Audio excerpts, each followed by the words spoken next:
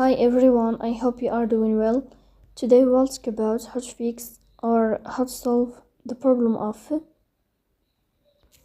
features on the application of Microsoft Teams. We click on settings. Here we go to apps, default apps, app settings.